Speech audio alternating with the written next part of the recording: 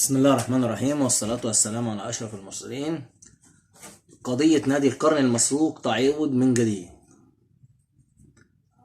قضية نادي القرن عادت من جديد اللي بقالها 20 سنة، لكل مثلا ما يحصل أي حاجة تطلع تاني على الساحة. دلوقتي اللافتات اللي حاططها مرتضى منصور واللي طالب الخطيب بشيلها قال لك مش هتتشال، وجاب حكم محكمة ان اللافتات اللي حاططها نادي الزمالك على أسواره مش هتتشال. قضية القرن دي بقالها 22 سنة، يعني احنا زهقنا ان احنا نتكلم فيه. يعني ممكن تكون سقطت اصلا. نادي الزمالك هو الاحق بنادي القرن في افريقيا، دي حاجة معروفة وظاهرة لكل الناس، وعارفها الاهلاوية يا جماعة قبل الزملكاوية عشان تبقوا عارفين. يعني لما نيجي نتكلم على نادي القرن مثلا في القرن العشرين هو نادي الزمالك، بما مفيش مجادلة فيها.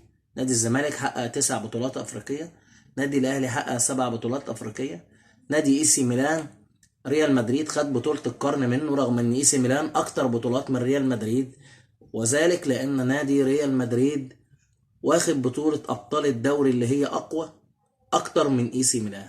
فلما تحسب بطولات الافضل والاقوى هو اللي واخد في افريقيا، نادي الزمالك واخد البطولات الاكتر والاقوى اللي هي دوري الابطال كان واخدها 4 مرات، والاهلي كان واخدها مرتين. كاس السوبر كان واخده مرتين، بطولة افريقيا انديه ابطال الكؤوس مره، كاس افرو اسيويه مرتين. مش هنقف على كده عشان هو من الاخر دي معروفه، حاجه معروفه، وان نادي القرن ده مسروق، وان لوما احمد كمال فهمي اللي عمل الحوار دوت. يعني بص، الحاجات دي كلها احنا عارفينها ومش هنقف عليها عشان حاجات قديمه هي بتظهر على السطح الكروي وبعدين بترجع تضيع تاني، وما بنكملش فيها. حتى لو رفعنا قضيه مثلا محامي يتكفل بيها ايطالي او اي حد او حد من خبير اللوائح جه اتكلم، هو معروفه عارفها الاهلاوي اكتر من الزملكاوي ان النادي الزمالك هو نادي القرن، فمش هنتكلم عليها. نتكلم على تغيير اللائحه من الكاس. كاس السوبر اللي بتلعب ما بين بطل الدوري وبطل الكاس اتغيرت لائحته. دلوقتي مثلا لو كاس السوبر اتلعب ما بين بطل الدوري وبطل الكاس، بطل الكاس يعني النادي الزمالك واخد الكاس والدوري، طب هيتلعب مع مين؟ يتلعب مع تاني الدوري. اتغيرت اللائحه دي، خلوه مع بطل الكاس، ولو ما بطل الكاس ما خدش مع تاني الكاس. يعني بدل ما يبقى تاني الدوري، يعني بالراحه كده عشان نفهم، نادي الزمالك واخد الدوري 22، الكاس اللي احنا بنلعبه ده الكاس بتاع السنه اللي فاتت.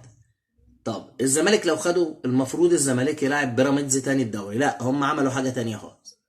اذا الزمالك خد البطوله يلاعب تاني الكاس، تاني الكاس يطلع بقى الاهلي، يطلع كده.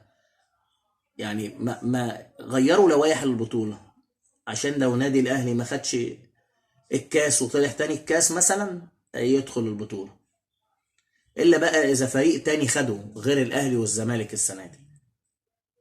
طبعا انتوا عارفين طريق الاهلي ما فيهوش حد، طريق الاهلي فيه المقاولين العرب، فيه سموحه. طريق الزمالك سهل جدا، في المصري، في بيراميدز، وكان ملاعب قبلها بالاسماعيلي، ماتشات سهله تافهه.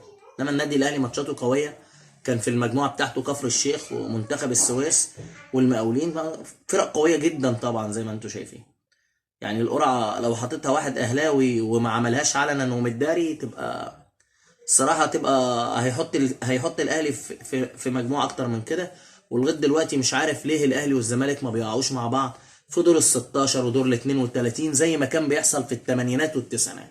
كنا نلاقي الزمالك بيلاعب غزل شبين في شبين، والاهلي بيلاعب كفر الشيخ في كفر الشيخ، وبيروح كفر الشيخ ويلعب، بيبقى احتفال هناك سواء في شبين او في كفر الشيخ. لكن دلوقتي ما بنشوف الاهلي فرق الدرجه الثانيه والده اللي دفع 10 و20 الف جنيه ونفسها تلعب الاهلي والزمالك في ارضها، بتروح تلعب الاهلي والزمالك لما تعدي 3 4 ماتشات وتصادف معاها زي السويس ولا زي كفر الشيخ ولا الفرق دي، تروح تلعبها في استاد القاهره.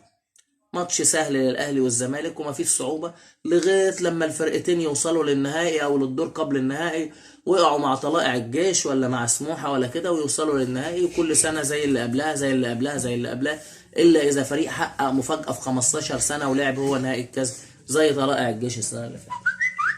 ومش عارف والله لامتى هنغير القواعد ديت، ويبقى الاهلي والزمالك زي اي فرقتين، زي الدوري الانجليزي. ممكن فريق درجه ثالثه محقق مفاجاه ويروح يلعب ليفربول ولا السيتي ولا مانشستر يونايتد ولا اي فريق، ارسنال موجود ولا تشيلسي، اي فريق موجود بيدي البطوله قوه. لكن انا مش عارف، هنا عندنا في الدوري المصري لازم الاهلي والزمالك يوصلوا لنهائي كاس مصر، يلعب اخر ماتش، تلعب بيراميدز، تلعب، اهم حاجه ان انت توصل وخلاص حتى لو بالتحكيم. زهقنا من الحوارات دي. هل الزمالك هيجيب لعيب في يناير، مهاجم في يناير؟ بنسبة 100% الزمالك هيجيب لعيب، بس هيجيبه ازاي وهو محجوز على النادي؟ يعني انا بقول السؤال هنا موجه ان الزمالك هيجيب لعيبه ازاي؟ هو الزمالك محتاج مهاجمين، ما عندوش الا الجزيري، وممكن يمشي بعد كاس العالم، وسامسون وبيتصاب، وما شفناهوش الا لعب ماتش واحد جاب جون، ما شفناهوش تاني، هو ماتشين اللي اتلعبوا اصلا. لكن الزمالك محتاج مهاجم، ومهاجم، وانا قلت اولسن اموتو وكان ببلاش، ولعيب جامد، ولعيب هيبقى في الزمالك اسطوره، لا حد سمع الكلام. لكن انا بقول لك اللعيب الزمالك هيجيب لعيب يناير، هيجيب لعيب في يناير، بس فين الفلوس؟ والنادي محجوز عليه، والموظفين بتقبض بالعافيه. الله يكون في عون النادي وجماهيره. الاهلي لو اتحجز عليه يا جماعه يوم واحد الدوله كلها كانت اتحركت وفضت الاشتباك. الاهلي لو اتحجز عليه يوم واحد، مش اتحجز عليه تاني شهر ولا تالت شهر، ده كان فضت الاشتباك. الله يكون في عون رئيس مجلس الاداره والجماهير واللعيبه اللي مش هتاخد فلوس من الشهر الجاي، وهتبقى في ازمات كتيره جدا للزمالك. ياخد الدوري السنه دي بقى والكاس بالازمات ديت اللي هي اقوى ما هو في ازمات كل مدى كل ما بتزيد. يعني الزمالك خدت السنه اللي فاتت، السنه اللي قبل اللي فاتت برضو كان في ازمات، لجان مؤقته والدنيا مقلوبه. السنه اللي فاتت خدها وممنوع من السنه دي ياخدها وارصده النادي واقفه، تبقى حاجه ما حصلتش خالص. وممكن ده يحصل، وارد جدا بنسبه كبيره تبقى ما حصلتش خالص في تاريخ كره القدم. ربنا يوفق الجميع. ما تنساش تعمل لايك وشير وتشترك في القناه. السلام عليكم ورحمه الله وبركاته.